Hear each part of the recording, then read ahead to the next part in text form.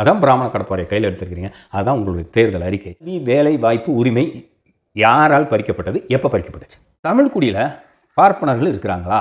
இது எப்படி சமூக சமத்துவத்துக்கு கொண்டு போய் சேர்த்தோம்? யாரோட ஆதிக்கத்தை எடுத்து நீங்கள் இடஒதுக்கீடு கேட்குறீங்க? அரசியல்வாதிகள் கொள்ளையடிக்கிறாங்கிறது அப்படின்னு விடாமல் சொல்லி பாப்பானை காப்பாற்றிட்டு இருக்கிறீங்க. புரட்சிங்கிறது இங்கே இருக்கிற உற்பத்தி முறையை தலைகீழாக திருப்புறது பேர் தான் வந்து புரட்சி. சட்டம் போட்டால் உடனே நடந்துடும், ஆட்சி மாறணுன்னே உடனே நடந்துடும் சொல்கிறது எவ்வளோ பெரிய அயோக்கியத்தனம். இதை விட ஒரு முட்டாள்தனமான பிரச்சாரம் வேறு ஏதாவது இருக்குதா? அந்த திராவிடம் என்ன செய்யுது? இடஒதுக்கீடு கொண்டு வருது, கல்வி கொடுக்குது, தாழ்த்தப்பட்ட பிற்படுத்தப்பட்ட ஒரு பார்ப்பன நல்லாதார சமூகத்தை மேலே கொண்டு வருது. எனக்கு பாப்பானுக்கு கிடைக்கல. அந்த இது பிராமண கடப்பாறை எங்கே பின்னால் குத்துது போல இருக்கு. நீங்கள் திராவிடத்தை பிராமண கடப்பாறை வைத்து ஒழிப்பேன்னு சொன்னதே இடஒதுக்கீடு ஒழிக்கிறது தான். ஜாதிக்கு பெருமை இருக்குதுன்னா இந்த அழுத்தம், இந்த அசிங்கம், இந்த இழிவு எனக்கு பெருமையாக இருக்குன்னு சொல்லுங்கள். உலகத்திலே நாம தான் காட்டுமிராண்டிகள். தமிழ்குடினா என்ன? இடஒதுக்கீடை ஒழிக்கணுமா? இவற்றையெல்லாம் அலச வருகிறது உங்கள் விடுதலை தேடல். நான் உங்கள் பழனி ஜவஹர். வணக்கம். உள்ளூர் முதல் உலக அரசியல் வரை பெரியாரின் பார்வையோடு அலசி ஆராய்ந்து உங்களோடு பகிர வருகிறது விடுதலை தேடல். சீமான் தன்னோட தேர்தல் அறிக்கையில் தமிழ் குடிகளுக்கு முன்னுரிமைன்னு சொல்லி இடஒதுக்கீட்டில்னு சொல்லியிருக்கிறார். சரிங்களா? இது ஒட்டி நிறைய கேள்விகள் நமக்கு வருது. சரி, இப்போ அப்படின்னா ஜாதி அடிப்படையிலான இடஒதுக்கீட்டை ஒழிச்சிடணும் அப்படின்னா வேறு எது மாதிரியான இடஒதுக்கீடு? நீங்கள் என்ன சொல்லியிருக்கீங்கன்னா முன்னுரிமைன்னு சொல்லியிருக்கீங்க. அப்போ முன்னுரிமைனா மற்றவங்களுக்கு இடஒதுக்கீடு இருக்குன்னு அர்த்தம். அப்போ அது எந்த மாதிரியான இடஒதுக்கீடு? சரி, தமிழ்குடி அப்படிங்கிறது ஜாதியா? ஜாதி அடிப்படையில் தமிழ்குடி, அதுக்கு நீங்கள் தமிழ் படித்து வச்சுருக்கிறீங்களா? சரி, அப்படின்னா தமிழ்குடியில் பெருமை இருக்கா? தமிழ்குடிக்கான ஒரு பெருமை, நாங்கள் தமிழர் குடி, தமிழ்குடி இப்படி இருக்கிறது அப்படின்னு நீங்கள் சொல்கிறீங்கன்னா அப்போ அதுகளுக்கெல்லாம் பெருமை இருக்கா? சரி, அப்படி அந்த பெருமை இருக்குதுன்னா அப்புறம் இதுக்கு இடஒதுக்கீடு? அவன் தான் பெருமையாக வாழ்ந்துட்டு இருக்கான், அவன் வந்து சமுதாயத்தில் உயர்ந்திருக்கான், பெருமையான வாழ்க்கை. அப்படின்னா அப்புறம் இதுக்கு இடஒதுக்கீடு? சரி, எதுக்காக இடஒதுக்கீடு? இடஒதுக்கீடுனால எதுக்காக நீ கேட்குறீங்க? இடஒதுக்கீடு தமிழருக்கு தமிழ்குடிக்கு முன்னுரிமை சொல்கிறேன். எதுக்கு இடஒதுக்கீடு? அவங்களோட கல்வி வேலை வாய்ப்பு உரிமை யாரால் பறிக்கப்பட்டது, எப்போ பறிக்கப்பட்டுச்சு? சரியா? ஓகே. அடுத்து தமிழ்குடியில் மேலே கீழே இருக்கா? அதாவது தாழ்த்தப்பட்டோர் பிற்படுத்தப்பட்டோர் இருக்குதா? அப்படி தமிழ்குடியில் ஒடுக்குமுறை இருக்குதா? அப்படி தாழ்த்தப்பட்டோர் பிற்படுத்தப்பட்டோர் தமிழ்குடியில் இருந்தால் அப்போ அது ஒடுக்குமுறைன்னு தானே அர்த்தம். அப்படி ஒடுக்குமுறை இருந்தால் தமிழ்குடியை வந்து ஒழிச்சிடணும்ல. அப்படி நீங்கள் ஒழிக்கிறீங்களா? ஒழிக்காமல் இருக்கீங்கன்னு வச்சுக்கோங்க. அப்போ இந்த ஒடுக்குமுறையை அப்படி காப்பாற்றுறீங்களா? சரி, இப்போ தமிழ்குடிகளை கோயிலுக்குள் அனுமதிக்காமல் இருக்கிறது யார்? தமிழ்குடிகள் தானே. தமிழ்குடிகளை வந்து கருவறைக்குள்ளேயே அனுமதிக்கல. யார் அதை தடுக்கிறா? சரி, அப்படி தடுக்கிறவங்கள இந்த பிராமண கடப்பாறை பார்ப்பன கடப்பாறை வச்சு தகர்ப்பீங்களா? சரி, அடுத்து தமிழ்குடிக்கு முன்னுரிமை என்றால் தமிழ்குடிக்கு வந்து முன்னுரிமை அப்படின்னா தாழ்த்தப்பட்டவர்களை இடஒதுக்கீடு கொடுக்குறப்ப அருந்ததியர் பின்னுக்கு தள்ளப்படுவாங்களா? அப்போ இந்த சமுதாயத்தில் இங்கே ஒடுக்கப்பட்டு கொண்டு இருக்கிற, ஒடுக்கப்படுறதுலேயே கொடுமையாக ஒடுக்கப்பட்டு இருக்கிறவங்கள முக்கியமானவங்க அருந்ததியர். அப்போ அவங்கள வந்து நீங்கள் இல்லை இவங்களுக்கு தர முடியாது, தமிழ்குடிக்கு நான் முன்னுரிமை தருவேன்னு சொன்னீங்கன்னா இது எப்படி சமூக சமத்துவத்துக்கு கொண்டு போய் சேர்த்தோம்? இப்போ ஒரு சமுதாயம் இங்கே இருக்குது, இந்த சமுதாயத்தில் இங்கே எல்லாரும் ஒடுக்கப்பட்டு இருக்கிறாங்க. இந்த ஒடுக்கப்பட்டதில் நீ தமிழ்குடி அல்லாதவனுக்கு இடஒதுக்கீட்டில் முன்னுரிமை கிடையாது அப்படிங்கிறது எப்படி இங்கே வந்து சரியாக இருக்கும்? சரி, அடுத்து அப்படின்னா சமுதாய சமத்துவம் எப்படி வரும்? நீங்கள் சொல்கிறீங்க அப்படின்னா தமிழ்குடிகளுக்கு மட்டுமே நீங்கள் சமத்துவம் பண்ணிட்டீங்கன்னா சமத்துவம் இல்லாத மற்ற சமூகம் இந்த சமூக சமத்துவத்துக்கு எகென்ஸ்டாக வராதா? ஒரு சமுதாயம் நல்லா இருக்கணும்னா எல்லாருக்கும் எல்லா விஷயமும் கிடைச்சா தான் அது வந்து என்ன அந்த சமூகம் வந்து அமைதியாக சமரசமாக சமத்துவமாக இருக்க முடியும். எல்லாத்துக்கும் எல்லாம் கிடைக்கிறப்ப நீங்கள் என்ன செய்றீங்க? தமிழ்குடிக்கு முன்னுரிமை, அப்போ அருந்ததியருக்கு கிடைக்காது. அருந்ததியர் புறந்தள்ளப்படுவாங்க. அவங்களுக்கெல்லாம் கிடைச்சதுக்கப்புறம் இவங்களுக்கு கிடைக்குங்கிறப்ப அவங்க ஒடுக்கப்பட்டிருக்கிறதே கொடுமையாக ஒடுக்கப்பட்டு இருக்கிறாங்க. அவங்கெல்லாம் என்ன செய்வாங்க? சமூக சமத்துவம் இல்லைன்னா இங்கே சமூகம் படு சிக்கலுக்கு உள்ளாகும். சரி, அதுக்கு என்ன தீர்வு வச்சுருக்கிறீங்க? சரி, அடுத்து தமிழ்குடியில் பார்ப்பனர்கள் இருக்கிறாங்களா? இருக்கிறாங்கன்னா யாரோட ஆதிக்கத்தை எடுத்து நீங்கள் இடஒதுக்கீடு கேட்குறீங்க. சரி, இல்லைன்னா பிராமண கடப்பாறை என்ன செய்யும்? கம்னு இருக்குமா? இல்லை, இதை தமிழ்குடியில் பிராமணர்கள் இல்லை, பார்ப்பனர்கள் இல்லைன்னா நீங்கள் அங்கே போய் இன்னும் குருமூர்த்திக்கு முன்னாலே நான் பிராமண கடப்பாறை வைத்து திராவிடத்தை ஒழிப்போம்னு சொன்னீங்களே, அந்த பிராமண கடப்பாறை கேட்கும்ல. ஏடா நாங்கள் தமிழர் இல்லைன்னா அப்போ நீ யார், நீ எதுக்காக இங்கே பிராமண கடப்பாறை தொட்டன்னு சொல்லுமா சொல்லாதா? சரி, அடுத்த எங்கள் கேள்வி, இடஒதுக்கீட்டில் தமிழ்குடிகளுடைய பண்பாடு சிதஞ்சராதா? நீ தமிழ்குடிகளுக்கு பெருமை இருக்குன்னு நீங்கள் சொல்லிட்டீங்கன்னு வச்சுங்க. அப்போ தமிழ்குடிகள் அந்தந்த குடி வேலையை செய்யாமல், அதை நீங்கள் உதாரணம் கொடுக்குறேன்னு சொல்லிட்டு உலகத்தில் விஷத்தை தடவிருக்கீங்க. அதாவது ஒரு மண்வினை, அதாவது மண் சட்டி செய்கிற குடும்பத்தில் இருக்கிற அந்த பெண் இன்னொரு சமூகத்துக்கு போனால் அது எப்படி அங்கே வாழும், அங்கே எப்படி அந்த சர்வைவல் ஆகும் அப்படின்னு சொல்லி ஒரு கேள்வியை கேட்டு ஜாதி மறுப்பு திருமணத்துக்கு எதிராக உங்களுடைய தம்பிகள் பிரச்சாரம் பண்ணுறாங்க. எல்லாம் கேட்டால் எங்கள் அண்ணன் தான் சொல்கிறாருங்கிறாங்க. சரியா? அப்போ தமிழ்குடியை விட்டு திருமணம் செய்கிறது உங்களுக்கு உடன்பாடு இல்லை. சரியா? அடுத்து நான் என்ன கேட்குறேன்னா, இடஒதுக்கீட்டில் அப்போ அந்த தமிழர் குடி, நான் எதுக்கு சொல்ல வந்தேன்னா, இப்போ தமிழர் குடிக்கான ஒரு பண்பாடு இருக்குது அப்படின்னு சொல்கிறதுக்காக தான் நீங்கள் என்ன சொல்கிறீங்க, மண்வினையும் பெண் அங்கே வேறொரு குடிக்கு போனால் எப்படி சர்வைவல் ஆகும் அப்படிங்கிற கேள்வியை நீங்கள் வைக்கிறீங்கன்னா, அப்போ இந்த குடிகளுக்கு என்ன ஆகுது, ஒடுக்குமுறை இல்லை, அதுக்குன்னு ஒரு பண்பாடு இருக்குதுங்கிறீங்க. அப்போ இடஒதுக்கீடு வருதுன்னு வச்சுக்கோங்க, இவங்க கல்வி வேலைக்கு போகிறாங்கன்னு வச்சுக்கோங்க, இவங்க தூக்கி ஓரமாக வச்சுருவாங்க. இங்கே தமிழ்நாட்டில் அதான் நடக்குது. குலத்தொழில் தூக்கி எறிஞ்சது முக்கிய காரணமே இங்கே பெரிய பிரச்சாரம், பெரியாருடைய கடுமையான பிரச்சாரம், தொடர் போராட்டம், எல்லா கிராமங்கள்லையும் போய் போய் போய் போய் சொல்லி சொல்லி சொல்லி மூளைக்குள் பூத்தி வச்ச விஷயம், நான் படிக்க போகணும், எனக்கு இந்த ஜாதிங்கிறது சுயமரியாதைக்கு எதிரானதுன்னு சொல்லி இந்த இழிவிலிருந்து வெளியே வரணுங்கிற அந்த சுயமரியாதையை தோற்று வச்சு இந்த மண்ணை பக்குவப்படுத்தினது தோழர் பெரியார். நீங்கள் என்ன சொல்கிறீங்க, அப்படியெல்லாம் இல்லை, என்ன இதுக்கு ஒவ்வொரு குடிக்கும் பண்பாடு இருக்குன்றீங்க. அப்போ அந்த இடஒதுக்கீட்டில் படித்து போனாங்கன்னா நீங்கள் சொல்கிற அந்த பண்பாடு காணாமல் போயிடுமே. அப்படின்னா நீங்கள் எதை பண்பாடுன்னு நீங்கள் சொல்கிறீங்க? குடிக்கான பண்பாடு காப்பாற்றப்படணுமா, காப்பாற்றப்படக்கூடாதா? சரி, அடுத்தது வேங்கை வேல் பிரச்சனையில் ரெண்டுமே தமிழ் குடி தானே. அதாவது சட்டப்படி என்ன நடந்திருக்குது, கோர்ட்டில் என்ன நடந்திருக்குதுங்கிறத அதெல்லாம் அது தனி. நீங்கள் பொது பார்வையில் என்ன சொல்கிறீங்க, ஒரு சமூகம் இன்னொரு சமூகத்து மேலே ஒரு தாக்குதல் நடத்தியிருக்குது, மலங்கழந்து அவங்களுடைய குடிநீரை அசுத்தப்படுத்தியிருக்குன்னு குற்றச்சாட்டு இருக்குது. சரியா? அப்போ அது ரெண்டு தமிழ் குடி தானே. அந்த தமிழ் குடிக்கான தீர்வு என்ன? சரி, அடுத்து தமிழ்குடியை நல்லா கவனித்து பார்த்தீங்கன்னா, தமிழ்குடி உயர ஜாதி உயர என்னவோ தனித்தமிழில் பேசுகிறேன்னு சொல்லி ஜாதி என்ன அழகாக காப்பாற்றிட்டு இருக்கிற நீ. சரி, தமிழ்குடி உயர பண்பாடு எப்படி ஆகிட்டு இருக்குது, பார்ப்பனியம் கலந்துக்கிட்டுல வருது. நீங்கள் நல்லா பார்த்தீங்கன்னா தாழ்த்தப்பட்டவருக்கு நடுவில் இருக்கிற ஜனநாயகம் நிறைய விஷயங்கள் அப்படி குறைஞ்சிக்கிட்டே வரும். இந்த விதவைத்தன்மைங்கிறது உயர் ஜாதியில் இருக்குது. இன்னும் சொல்லப்போனால் பிற்படுத்தப்பட்ட நிறைய சமூகங்களை கட்டி அறுக்கிறதுன்னெலாம் இருக்குது. சரியா? அப்போ அங்கெல்லாம் மறுமணம் செய்கிறதுக்கான உரிமையெல்லாம் இருக்குது. மேலே போகத்தான் என்ன ஆகுது, விதவைத்தன்மை அதிகரிக்குது. விதவைத்தன்மையில் எந்த கலாச்சாரத்தின் அடிப்படையில் வருது, பார்ப்பன கலாச்சாரத்தில் மேலே வருது. அப்போ குடி உயர பார்ப்பனியம் அதிகரிக்குதே. அப்போ இது எப்படி தமிழர் பண்பாடாக இருக்கும், தமிழ் குடியாக இருக்க முடியும்? சரி, அப்படின்னா பிராமண கடப்பாறை இதில் எதை தகர்க்கும்? சரி, அடுத்து ரயில்வே நிர்வாகத்தை அரசு தன்னிச்சையாக எடுத்துக்க முடியுமா? அதாவது கற்பனையில் உலகமாக கற்பனை. இங்கே ரயில்வே வந்தோடனே ரயில்வே நிர்வாகத்தை கையில் எடுத்துருவோம், தமிழர்களுக்கு மட்டுமே வேலை தருவோம் அப்படின்னு ஒரு சொல்கிறார். ரயில்வே நிர்வாகத்தை நான் கையில் எடுத்துக்குவேன். ரயில்வே நிர்வாகம், கப்பல் போக்குவரத்து எல்லாமே யார்கிட்ட இருக்குது? மத்திய அரசு இருக்குது, ஒன்றியத்துக்கிட்ட இருக்குது. அப்போ ஒன்றியத்திலேருந்து நீங்கள் தமிழ்நாட்டுக்கு நீங்கள் வாங்கணும்னா அந்த நாடாளுமன்றத்தில் தீர்மானம் கொண்டு அந்த அரசுக்கிட்ட நீங்கள் என்ன செய்ய முடியும், சட்டப்படி தான் வாங்க முடியும். இதில் எப்படி நீங்கள் வாங்குவீங்க? நீங்கள் தான் தமிழ்நாட்டை விட்டே வெளியே போகலையே. உங்களுக்கான அதிகபட்ச எம்பிகள் எத்தனை பேர் இருக்கிறாங்க?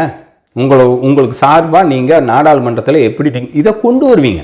அப்போ ஒரு மத்திய அரசு, ஒரு ஒன்றிய அரசில் இருக்கிற அந்த நிர்வாகத்தை நான் பாட்டில் கொண்டு வருவேன், செய்வேன் அப்படின்னு சொன்னால், இதை இளைஞர்களுக்கு என்ன ஒரு பெரிய சிக்கலான விஷயம்னா, அவங்களுக்கு சரியான அரசியல், சமூக அரசியல், பொருளாதார விஷயங்கள் போய் சேரல, போய் சேராது. ஏன்னா அதுக்கு படிக்கிற குழந்தைங்க வரும், சினிமா பார்க்கும், அதை பார்க்கும்.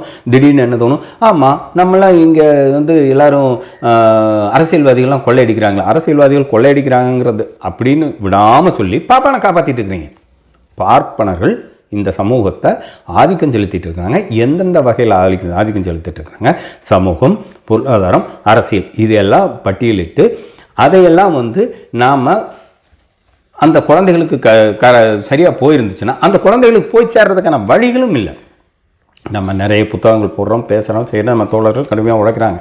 ஆனால் அந்த குழந்தைகளுக்கு ஈஸியாக எது போகுதுன்னா இந்த மீடியா தான், சுவையான பேச்சு தான். அப்போ இந்த சுவையான பேச்சுனால என்ன இதாகுதுன்னா, உங்களுக்கு எது சொன்னாலும் நம்புறது அப்படிங்கிறது மாதிரி ஐயா தான் சொல்லுவார், பெரியார் தான் சொல்லுவார். மாணவர்களுடைய மனதுங்கிறது பஞ்சு போல. இன்றைக்கி நம்ம சொல்கிறோம் அதெல்லாம் அப்படி அவங்களுக்கு ஏறிக்கும். ஆனால் அடுத்த நாளே அவங்களுக்கு வந்து வேறு ஏதாவது உணர்வு ரீதியான விஷயம் வந்துச்சுன்னா அந்த பக்கம் தாவிரும். அதை நம்ப முடியாது. தொடர்ந்து அவங்கள நம்ம பக்குவப்படுத்தினாலுடைய வேற அவங்கள நம்ம வந்து நம்ம வழிக்கு கொண்டு வர முடியாதுன்னு தெளிவாக சொல்லியிருப்பாரு. அப்படி இது மாதிரியாக இருக்கிற குழந்தைகளை இப்போ எங்கள் காலத்தில் பார்த்தீங்கன்னா நாங்கள் வந்து ஈழச்சிக்கலில் ஒரு மாதிரி இன்வால்வ் ஆகி போனோம். அப்போ என்னென்னா ஒவ்வொருத்தரும் இந்த கல்லூரி இந்த மாதிரியான இதுகளுக்கு வர்றப்ப அந்த எண்ணம் எங்கே போகும்னா, இந்த சொசைட்டி சரியில்லை சார், நீங்கள் இந்த புரட்சி கிரட்சின்னு நிறைய பேர் பேசிகிட்டே இருப்பான். இது வரைக்கும் எந்த புரட்சியும் எங்கேயும் நடந்த மாதிரி தெரியல. புரட்சிங்கிறது இங்கே இருக்கிற உற்பத்தி முறையை தலைகீழாக திருப்பறதுக்கு பேர் தான் வந்து ஒரு புரட்சி. அதைத்தான் வந்து பெரியாரிகள் செஞ்சிட்ருக்குது. பார்ப்பன ஆதிக்கத்தை திருப்பி போடுறது. நாங்கள் இங்கே தனிநபருக்கு எதிராக பெரியார் என்றைக்குமே வந்து இது பண்ணது கிடையாது. அப்போ இந்த குழந்தைகளுக்கு உணர்ச்சி வசப்பட்டு பேசுறது, அடுக்கு மொழியில் பேசுறது, கற்பனையான விஷயங்களை பேசுறது, இதெல்லாம் என்ன ஆகுது, அவங்களுடைய மூளையில் இது சரின்னு அவங்களுக்கு போய் படுது. அதனால் அவங்க வந்து ஆகாங்கிறாங்க. ஆனால் உண்மை என்னென்னா, ஒரு ரயில்வே நிர்வாகத்தை வந்து நீங்கள் தமிழ்நாட்டுக்குன்னு எடுக்கணும்னா நாடாளுமன்றத்தில் உங்களுக்கு சட்டத்தை நீங்கள் கொண்டு வரணும். அதுக்கான நடவடிக்கை என்ன? நீங்கள் தமிழ்நாட்டுக்கு தான் வந்து முதல்வர் ஆகணும்னு சொல்லி நிற்கிறீங்க. எப்படி இதை செய்ய முடியும் சார்? அப்போ ஒரு கற்பனையான விஷயத்தை வந்து குழந்தைகளுக்கு கொடுத்து நடக்காத ஒரு விஷயத்தை நடத்துவேன், அப்படி தான் வந்து நீங்கள் கொண்டு வரீங்க. சரி சார், அடுத்து சொல்கிறீங்க பாலியல் குற்றவாளிகளுக்கு கடும் தண்டனை கொடுப்போம் அப்படின்னு சொல்கிறார். வெரி குட், நல்லதான். நம்ம வந்து பாலியல் குற்றவாளிங்கிறதுக்கு வந்து இன்னும் ஆதரிக்கலை. ஆனால் பாலியல் குற்றவாளிங்கிறது சமுதாய ரீதியில் பார்த்தோம்னா பாலியல் கல்வி மாணவர்களுக்கு மட்டுமல்ல, ஆசிரியர்களுக்கு மட்டுமல்ல, பெற்றோருக்கு, இந்த சமுதாயத்தில் இருக்கிற அத்தனை பேருக்குமே பாலியல் கல்வி கொடுக்கப்பட வேண்டும். ஆனால் இங்கே என்ன நடந்துட்டு இருக்குதுன்னா, பாலியல் கல்வி இல்லாதுங்கிறது மட்டும் இல்லாமல் இந்த சினிமா, சீரியல் எல்லாமே இதுக்கு எதிரான இந்த வக்கர உணர்ச்சிகளை அதிகப்படுத்திக்கிட்டே இருக்குது. நீங்கள் ஒரு விஷயம் பார்த்தீங்கன்னா, சினிமாவில் ஹீரோ வர்றார். ஏன் தன்னை வந்து ஒருத்தன் வந்து ஹீரோவை வந்து இவர் தான் வந்து எனக்கு கதாநாயகன்னு சொல்லி ஏன் ஏற்றுக்கிறான்னா, தன்னால் முடியாதெல்லாம் அவர் செய்கிறாரு அப்படிங்கிற ஒரு இது. அப்புறம் இந்த ஹீரோவெல்லாம் எதுக்காக செய்கிறாருன்னா, அந்த பெண்ணை கவர்றதுக்காக செய்கிறார், ஹீரோயிசங்களை. அப்போ அந்த பெண்ணும் பார்த்திங்கன்னா ஒரு இதில் டான்ஸ் ஆடுறது, இது நல்லா பார்த்திங்கன்னா பனி படர்ந்த மழையாக இருக்கும். நம்ம ஹீரோவெல்லாம் பார்த்திங்கன்னா நல்லா கோட்லாம் போட்டு டான்ஸ் ஆடிட்டு இருப்பார். ஆனால் அந்த ஹீரோயின் 2 பீஸில் போட்டு இந்த அரைக்குறை ஆடையில் அவங்க ஆடணும். இது எதுக்குன்னா, இது மாதிரியான ஊடகங்கள் விடாமல் இந்த குழந்தைகளுக்கு, இந்த சமுதாயத்துக்கு என்ன சொல்லிட்டு இருக்குன்னா, பெண்கள்னால் இதான், பெண்களெல்லாம் இப்படி தான் பார்க்கணும், பெண்களை நாம் பயன்படுத்துவதில் தவறில்லை, இந்த மாதிரி நிறைய போகுது. அது இல்லாமல் நிறைய வெப்சைட்ஸ், இந்த மாதிரி நிறைய விஷயங்கள் வந்து மக்கள்கிட்ட போயிட்டுருக்கிறதுனால அந்த மக்களுக்கு முழுக்க இந்த விஷயங்கள் எல்லாம் படிப்படியாக அறிவியல் ரீதியாக கொண்டு போய் மத அடிப்படையில் இருக்கிற மதம் தான் வந்து என்ன செய்யணும், பெண்களை வந்து பொருள் நீ மதம், இனம் எல்லாமே நீங்கள் பார்த்தீங்கன்னா பெண்ணில் தான் வைப்பான். ஜாதி எதாக இருந்தாலும் பொண்ணை கைப்பிடிச்சிருத்தான், பொண்ணை கல்யாணம் பண்ணிட்டாங்கிறது தான் பிரச்சனையே. அப்போ இந்த மாதிரியான விஷயங்களுக்கெல்லாம் கடுமையாக எடுத்து பிரச்சாரங்கள்லாம் போய் அதை தான் வந்து திராவிடர் இயக்கங்கள்லாம் செஞ்சிட்ருக்கு, முற்போக்கு இயக்கங்கள்லாம் செஞ்சிட்ருக்குது. ஆனால் இன்னும் நல்லா வீச்சாக போய் மக்கள்கிட்ட போய் பாலியல் கல்விங்கிறத அந்த சயின்டிஃபிக்காக போய் மன ரீதியான சிக்கல்களெல்லாம் நம்ம தீர்த்துக்கிட்டே வந்தோம்னா உடனடியாக நடக்காது. நீங்கள் தான் சொன்னீங்க, திமுக ஆட்சி வந்த உடனே எல்லாம் ஜாதி சரியாக இருக்குங்க. இதை விட ஒரு முட்டாள்தனமான பிரச்சாரம் வேறு ஏதாவது இருக்குதா? ஒரு பல ஆயிரக்கணக்கான வருஷங்களாக இப்படியே மூளையில் ஊறி போனது. இன்னும் ஊடகங்கள் மூலம் அதிகமாக வந்து காசு சம்பாதிக்கணுங்கிறதுக்காக இந்த விஷயங்களை அதிகப்படுத்திக்கிட்டு இருக்கிற விஷயங்களை சட்டம் போட்டால் உடனே நடந்துடும், ஆட்சி மாறணுன்னே உடனே நடந்துரும்னு சொல்கிறது எவ்வளோ பெரிய அயோக்கியத்தனம். அந்த அயோக்கியத்தனம் நீங்கள் தொடர்ந்து செஞ்சுட்டு இருக்கீங்க. அப்போ இந்த பாலியல் குற்றவாளிகள் உற்பத்தி ஆகிறதுக்கு காரணமே இந்த சமுதாயம், ஊடகங்கள், இந்த உங்களை மாதிரி அரையும் குறையுமான பிரச்சாரிகள். அப்போ இந்த பாலியல் குற்றவாளிகள்ங்கிறது குறைக்கப்படணும்னா அந்த பாலியல் கல்விங்கிறது ஒரு முக்கியமான விஷயம். பாலியல் கல்வி ரொம்ப சயின்டிஃபிக்காக எல்லாத்துக்கிட்டையும் போகணும், அது உண்மை. சரி, நீங்கள் சொல்கிறீங்க, என்ன சொல்கிறீங்க? பாலியல் குற்றம் செஞ்சுட்டாங்க, குற்றத்துக்குரிய தண்டனை நம்ம கண்டிப்பாக கொடுத்தா ஆகணும். பாலியல் குற்றம்ங்கிறப்ப ஒரு பெண்ணை வந்து ரொம்ப வன்கொடுமை செஞ்சு செய்கிறப்ப, வன்கொடுமைங்கிறது தாழ்த்தப்பட்டவர் மீதால் இருந்தாலும் சரி, ஒடுக்கப்படும் பெண்கள் மீது இருந்தாலும் சரி, பெண்கள்னால் எல்லாருமே ஒடுக்கப்படுறவங்க தான், அது மாதிரி ஒடுக்கப்படும் சமூகத்தின் மீது செய்கிற இந்த கொடுமைகளை கடுமையான சட்டங்கள் மூலமாக நாம் தடுக்கணும். எங்களுக்கு அதில் எல்லாம் முரண்பாடு கிடையாது. சரி, நம்ம என்ன கேள்வினா, அப்படின்னா ஒரு பெண்ணோட விருப்பம் இல்லாமல் கருக்கலைப்பு செய்வது எந்த குற்றத்தின் கீழ் வரும்? அடுத்து, பெண்களை வந்து இழிவாக பேசுறது, பொம்பளையில் வந்து ரொம்ப இழிவாக பேசுறது, நகைச்சுவையாக பேசுறது, இது ரொம்ப காலமாக எல்லா அரசியல் மேடைகளிலும் நடந்தது. இப்போ சமூக விழிப்புணர்ச்சி வந்ததுக்கப்புறம் தான் வந்து எல்லா கேள்விகளுக்கு உள்ளானதுக்கப்புறம் எல்லா மேடைகளிலும் தவிர்க்கப்பட்டது. இன்னும் அந்த பழைய புத்தியில் இருக்கிற பசங்க பேசிகிட்டு இருக்க, இப்போ அரசியல்வாதிகள் பேசிகிட்டு இருக்கிறாங்க. அவங்களும் இந்த மாதிரி ஊடகங்களில் வெளியே வந்து கடுமையான விமர்சனத்துக்கு உள்ளானதுக்கப்புறம் அவங்கள மாற்றணும். சரி, அப்போ பெண்களை இழிவாக பேசுகிறதுங்கிறது அது வன்கொடுமையில் தானே வரும். நீங்கள் ஜெயலலிதா சமாதியை எப்படி நீங்கள் வர்ணிச்சிங்க? இதை விட ஒரு கேவலமான ஒரு சிந்தனை இருக்க முடியுமா?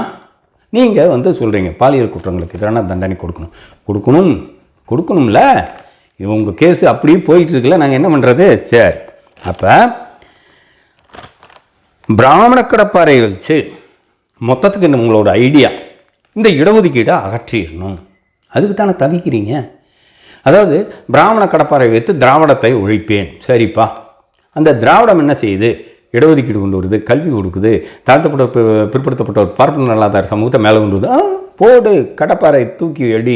அப்போ இடஒதுக்கீட்டில் ஒரு குழப்பத்தை கொண்டு வா. எப்படி இடபிள்யூஸு கிரிமிலேயர்லாம் இடஒதுக்கீட்டில் ஒரு குழப்பத்தை உருவாக்கி இடஒதுக்கீட்டை ஒழிக்கும் சிஸ்டமோ, அது மாதிரி இது தமிழ் குடியை வந்து முன்னுரிமைங்கிறது இது ஒரு சிஸ்டம், இடஒதுக்கீட்டை ஒழிக்கிற சிஸ்டம். நீங்கள் சொல்லுவீங்களே உங்கள் இதில் மாடு மேய்க்க போகலாம், நீட்டே தான் வேணுமான்னு நாங்கள் சொல்லலப்பா. என் பையன் டாக்டர் ஆகணும்னு ஆசைப்பட்டா அதற்கான எல்லா வழியும் தடையாக இருக்கக்கூடாது. கிராமத்தில் இருக்கிறவன், நகரத்தில் இருக்கிற தாழ்த்தப்பட்டோர் பிற்படுத்தப்பட்டோர் சமூகம் கல்வி சூழ்நிலை இல்லாமல் வாழ்ந்துக்கிட்டு இருக்கிறப்ப படிப்படியாக தான் வர முடியும். அப்போ அவங்களுக்கு இந்த +1 +2ங்கிறதே படித்து அதுவே தகுதியுள்ளதான். அது தகுதி இல்லைன்னாலும் சொல்ல முடியாது. அதில் படித்து வந்த டாக்டர்லாம் என்ன தப்பாக போயிட்டாங்க? அப்படி தகுதியுள்ள மாணவர்களை இன்னொரு நுழைவுத் தேர்வுன்னு சொல்லி காசை கொள்ளையடிக்கிறதுக்கு, கோச்சிங் சென்டர்களை வச்சு கொள்ளையடிக்கிறதுக்கு, இது மாதிரியான விஷயங்களை கொண்டு வந்து குழந்தைகள், விருப்பப்படுற குழந்தைகளை நீங்கள் தடுக்கிறீங்க. அப்போ விருப்பப்படுற குழந்தைகளுக்கு எதிராக, விருப்பத்துக்கு எதிராக இருக்கிறத நாங்கள் எதிர்த்தா உனக்கு என்ன வலிக்குது? சரி, ஏன்னா பாப்பானுக்கு கிடைக்கல அந்த இது. பிராமண கடப்பாறை எங்கே பின்னால் குத்துது போல இருக்குது, தெரில. சரி, ஓகே. அப்போ நீங்கள் திராவிடத்தை பிராமண கடப்பாறை வைத்து ஒழிப்பேன்னு சொன்னதே இடஒதுக்கீடு ஒழிக்கிறதுக்கு தான். அது பிராமண கடப்பாறை வந்து இப்போ வேலை செய்து வேகமாக இந்த இதில் பார்த்தா தெரியுது.